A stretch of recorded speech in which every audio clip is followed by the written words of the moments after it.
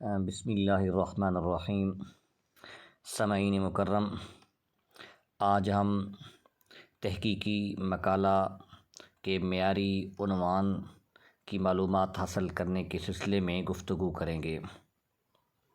بہت سے ہمارے جامعات کے طلباء، محققین اور اسی طریقے سے وفاق المدارس، تنظیم المدارس، دیگر وفاق کے طلباء بھی مقالہ کی معلومات کے سلسلے میں بہت پریشان نظر آتے ہیں۔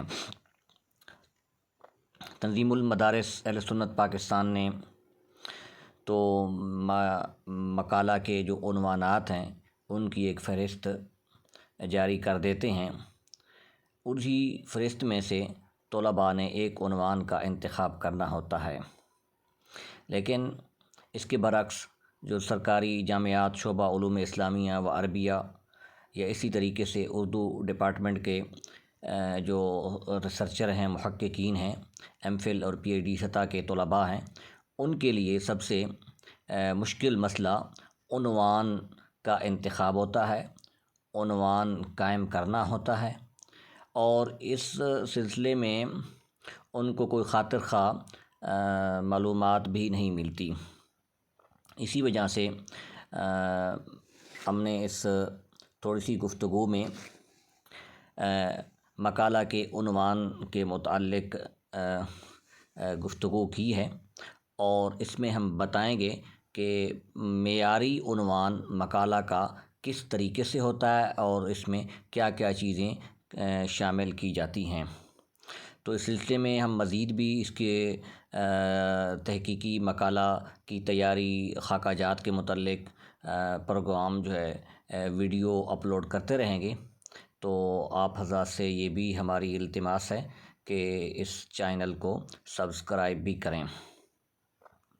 حضرات محترم، اس سلسلے میں کہ مقالہ کا عنوان یا موضوع یا ٹاپک یہ بہت ہی اہمیت کا حامل ہے۔ عنوان یا موضوع جو ہوتا ہے یہ مکمل تحقیق کا نچوڑ پیش کرتا ہے۔ عنوان اگر مثالی ہے، عنوان کے الفاظ اگر اس طریقے سے ہیں کہ سامعین کو یا دیکھنے والے کو یا سننے والے کو وہ اپنی طرف کھینچ رہے ہیں اور ان کے دل پر نقش ہو رہے ہیں، تو یہی اصل میں موضوع عنوان ہونا چاہیے۔ مثالی طور پر موضوع عنوان میں تمام اہم اور کلیدی الفاظ کی موجودگی ضروری ہے۔ الفاظ کا چناؤ بہت ضروری ہے۔ الفاظ جو عنوان میں فقرے ہوتے ہیں یا جملے بنائے جاتے ہیں اس کو بہت اہمیت دی جاتی ہے۔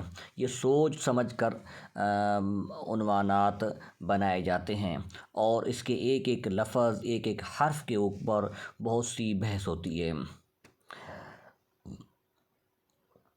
ہمارے ہاں روایتی طور پر طلباء کو سب سے بڑی پریشانی یہی ہوتی ہے کہ مقالہ کا عنوان کیسے منتخب کریں۔ سب سے پہلے ضروری ہے، میں اپنے ریسرچر جو نئے آنے والے محققین ہیں ان کو یہی گزارش کرتا ہوں کہ آپ سب سے پہلے اپنے مطالعہ پر زور دیں جی، اور یہ جو سابقہ اس عنوان کے اوپر تحقیق ہو رہی ہے، اس تحقیق کے سلسلے میں جو مضامین ہیں یا سندی مقالہ جات ہیں یا بکس، کتابیں آ رہی ہیں، ان سب کو پڑھنا چاہیے۔ اگر آپ کے پاس پڑھنے کا ٹائم نہیں ہے تو کم از کم ان کے عنوانات سے واقفیت ہونا ضروری ہے۔ ہمارے یہاں پروفیسر عمومی طور پر طلباء کو ٹاپک نہیں دیتے، وہ کہتے ہیں کہ آپ خود جا کر پڑھیں، اور جب لائبریری میں جاتے ہیں تو وہاں طلباء کا جو ایک معیار ہوتا ہے ایم اے اسلامیات کا یا ایم فل کا، وہ اتنا قابل نہیں ہوتا کہ وہ اپنا مقالے کا عنوان خود منتخب کر سکیں۔ تو سب سے بڑی ان کو مسائل پیش آتے ہیں، اور جب وہ کوئی ایک ٹاپک یا عنوان لے کر اپنے سپروائزر کے پاس یا کسی اپنے ٹیچر کے پاس جاتے ہیں، وہ کہتے ہیں اس کے اوپر تو بہت زیادہ تحقیق ہو چکی ہے جی۔ تو عنوان کیسا ہونا چاہیے؟ اس سلسلے میں ایک مغربی محقق نے 6 سوالات وہ کہتے ہیں کہ اگر 6 سوالات کا جواب مقالہ کے عنوان میں دیا گیا ہے تو اس کو صحیح عنوان کا نام دیا جا سکتا ہے۔ وہ سوالات کیا ہیں؟ یہ آپ کے سامنے اسکرین کے اوپر ہیں۔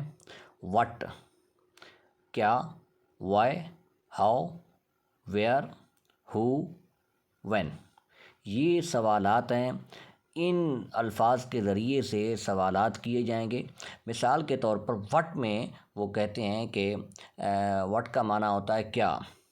محقق اصل میں اس تحقیق سے کیا حاصل کرنا چاہتا ہے، اس کو کون سا فائدہ نظر آتا ہے۔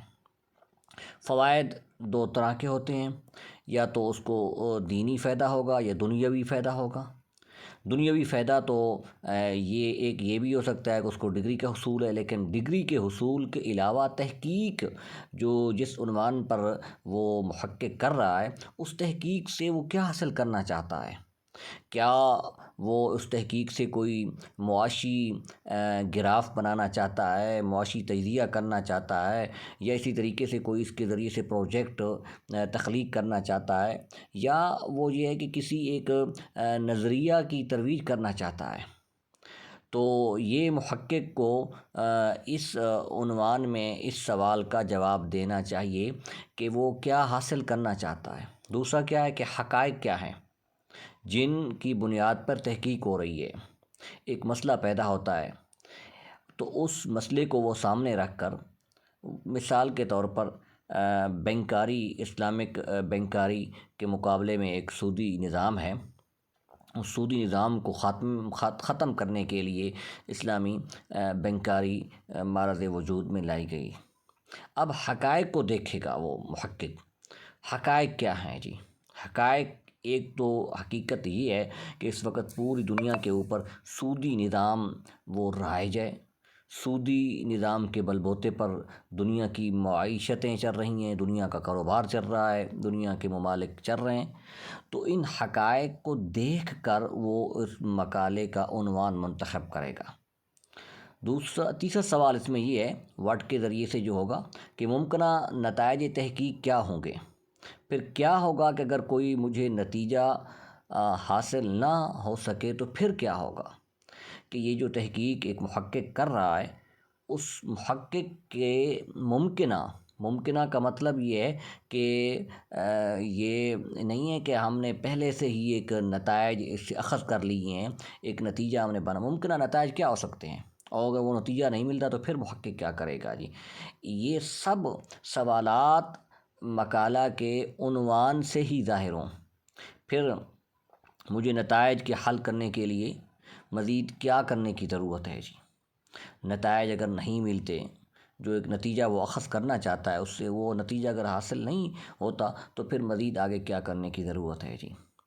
دوسرا یہ ہے کہ وائی محقق کیوں تحقیق کرنا چاہتا ہے، یہ عنوان کیوں اتنی اہمیت کا حامل ہے، جس کی وجہ سے محقق نے اس عنوان کا انتخاب کیا ہے۔ محقق یہ کیوں تحقیق کرنا چاہتا ہے، کیا وجہ ہے جی۔ دوسرا سوال اس میں یہ ہو سکتا ہے کہ اصل مشکل یا پرابلم یا مسئلہ کیوں پیدا ہوا جس کی وجہ سے مجھے تحقیق کرنی پڑی جی۔ اب اسلامی بینکاری کا ہی مثال لیں کہ اسلامی بینکاری کے اوپر محقق تحقیق اس وجہ سے کر رہا ہے کہ یہ بہت بڑا مسئلہ پیدا ہو گیا ہے کہ آج کے دور میں بینکاری سسٹم کے علاوہ بندے کا کاروبار کرنا مشکل ہے، بلکہ ناممکن ہے۔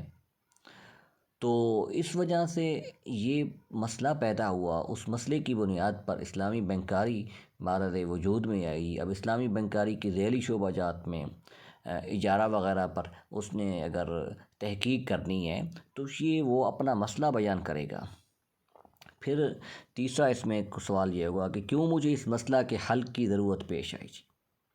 یہ بھی پیچھے واٹ میں بھی یہ قسم کا یہ سوال ہو چکا ہے کہ مجھے کیوں اس مسئلہ کے حل کی ضرورت پیش آئی جی، کہ ایک مسئلہ پیدا ہوا، اس مسئلے کا ممکنہ نتیجہ یا ممکنہ حل وہ کیا ہے، اور اس کی ضرورت کیوں پیش آئی؟ یہ سب سوالوں کے جواب عنوان سے ہی ظاہر کیے جائیں گے۔ تیسرا یہ کہ ہاؤ، کیسے، جو معلومات میں جمع کر رہا ہوں کیسے وہ زیر تحقیق عنوان سے متعلق ہوں گی۔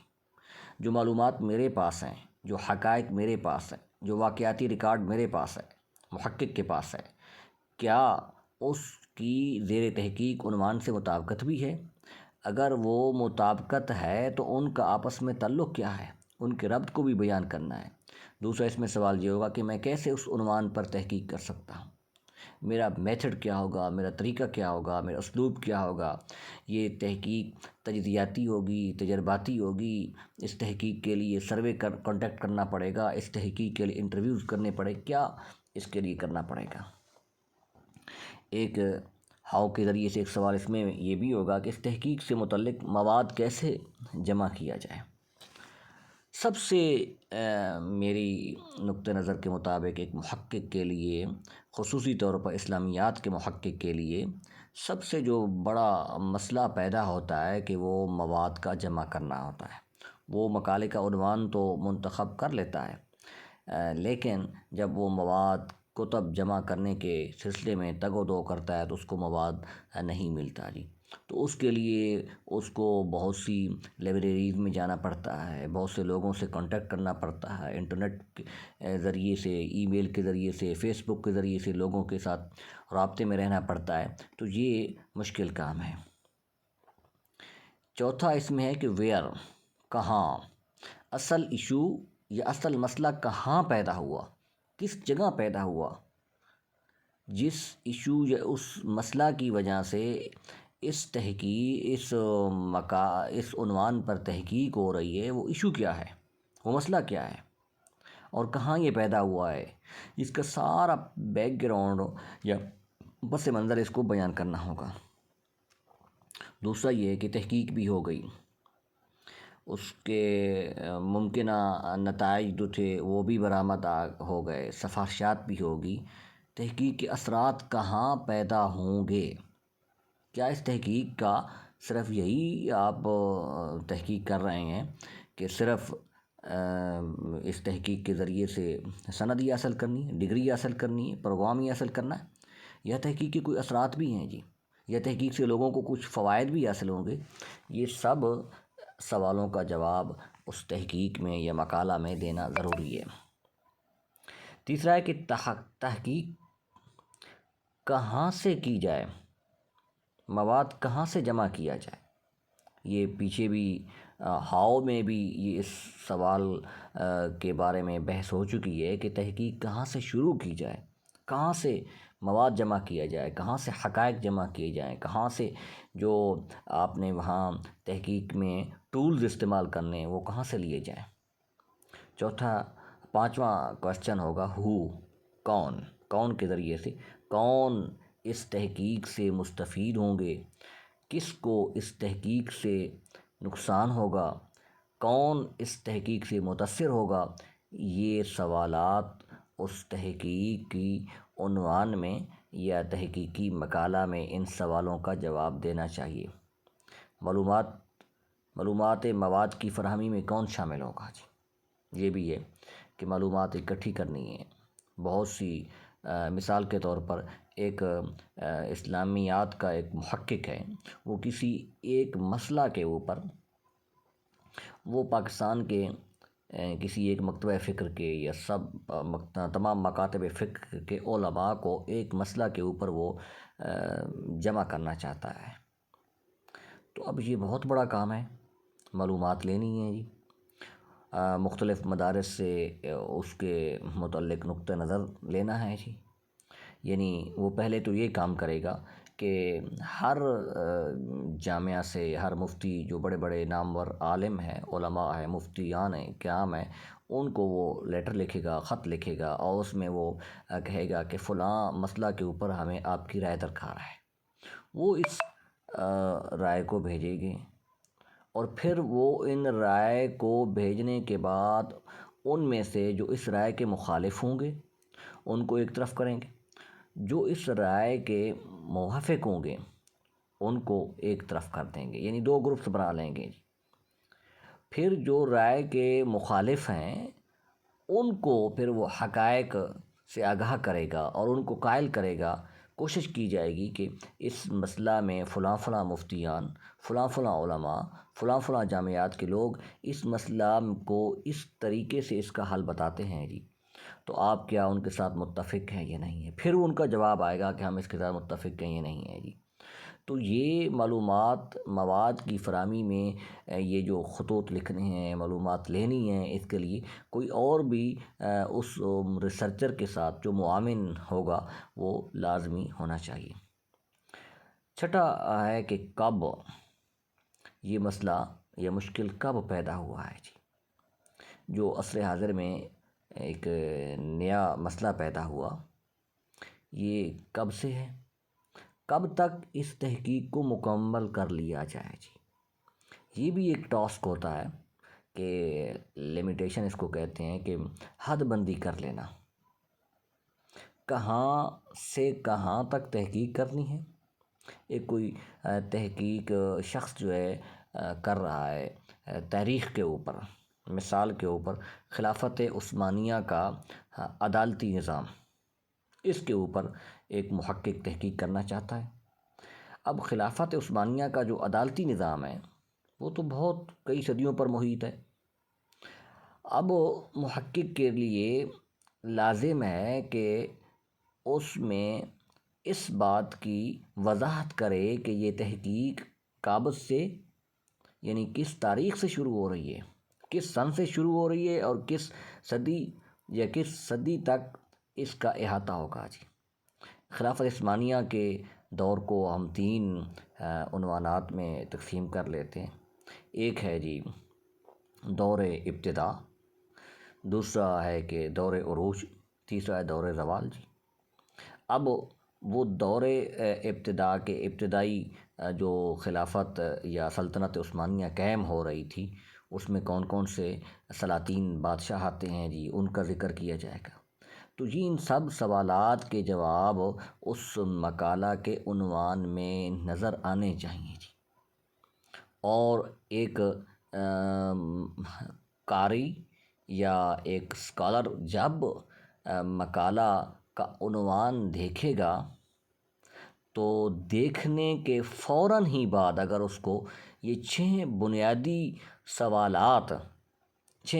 سوالات جن کی آگے جھلک مقالہ میں بھی آئے، بلکہ جھلک نہیں بلکہ تفصیل کے ساتھ ان مقالہ میں ان کو بیان کیا جائے، اور اس کی ایک جھلک، سطحی جھلک جو ہے مقالہ کے عنوان میں اگر نظر آئے گی تو اس کو صحیح طریقے سے مقالہ کا عنوان کہا جاتا ہے.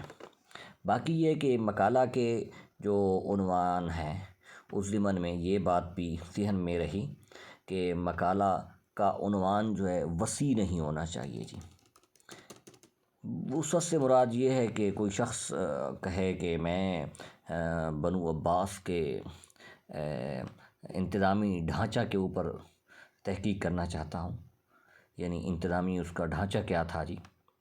تو اب خلافت بنو عباس بہت، یعنی 500 سال تک ایک محیط خلافت ہے، اس میں بڑے بڑے یعنی خلفاء اور سلاطین گزرے ہیں.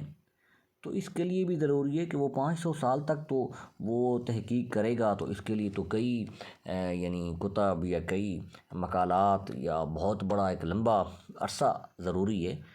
تو اس کے لیے وہ ضروری ہے کہ اس کو محدود کرے کہ فلاں سن یا فلاں صدی میں جو خلافت بنو عباس کا انتظامی ڈھانچہ تھا اس کے اوپر میں گفتگو کر رہا ہوں. اور اسی طریقے سے وہ یہ بھی کریں کہ مقالہ کا جو عنوان ہے وہ اس میں اپنا اس کا یعنی جذبات یا عقیدت کا جو پہلو ہے وہ نظر نہ آئے.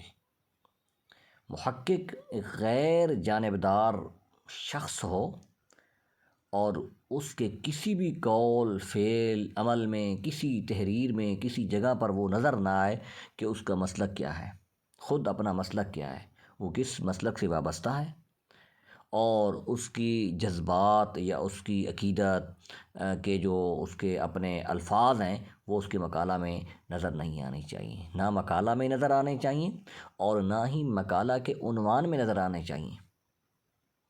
اب جیسا کہ امام اعظم حضرت امام ابو حنیفہ ہے، اگر اس عنوان کے اوپر کوئی شخص تحقیق کرنا چاہتا ہے تو وہ اگر لکھ دیتا ہے کہ امام اعظم امام ابو حنیفہ، تو یہ امام اعظم کا لقب یہ اس کی عقیدت پر مبنی ہے۔ ایسے الفاظ سے مقالہ کے عنوان میں اس سے احتراز کرنا چاہیے۔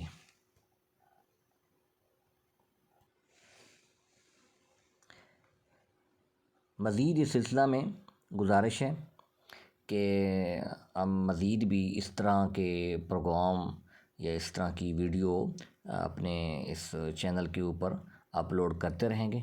اگر کسی شخص کو اس سلسلہ میں جو گفتگو ہوئی ہے اس میں کوئی مسئلہ درپیش ہے یا کوئی بھی میرے نقطہ نظر کہ کوئی اگر مخالف ہے یا اس پر کوئی اعتراض ہے تو وہ کومنٹس میں اس کو بیان کر سکتا ہے، وہ ذکر کر سکتا ہے۔ میں انشاءاللہ العزیز کوشش کروں گا کہ اس پر پھر ایک اور نئی ویڈیو بنا کر اس کے حق میں یا اس کی موافقت میں ایک ویڈیو اپلوڈ کروں۔ شکریہ، والسلام۔